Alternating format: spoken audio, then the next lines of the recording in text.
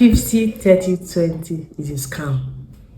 50, 30, 20 budgeting style is a scam. So I was talking to a friend over the weekend.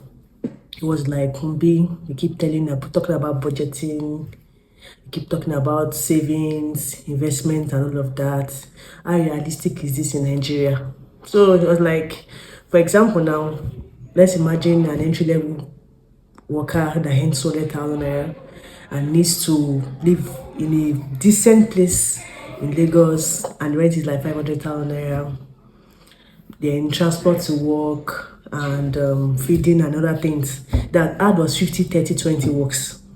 Okay, for those who may not understand what I'm trying to say, the 50, 30, 20 rule is simply the 50% of your income goes on your needs. That's transport, rent, feeding, and any of those in that kind of category.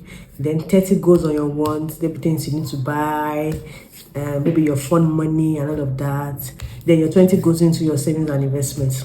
So it was like, if you went to naira in Nigeria of today, is it possible that you can live your needs within 100,000 naira?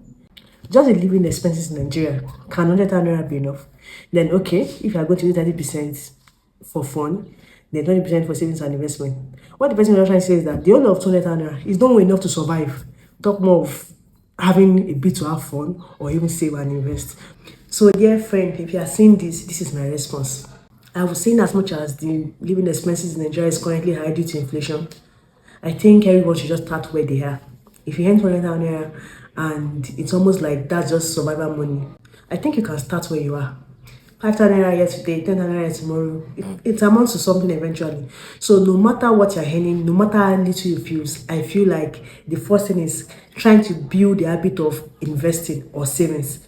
If you keep telling yourself you can't, it might not be possible. I know you must have heard of the saying, little drops of water make a mighty ocean. Yeah, start where you are. Your consistent 5K, 10K can be a lot on the long run, using time and compounding to your advantage. Do you know that your consistent 5K monthly in any asset that gives 20% returns per annum for 10 years can amount to almost 2 million naira? So which is better?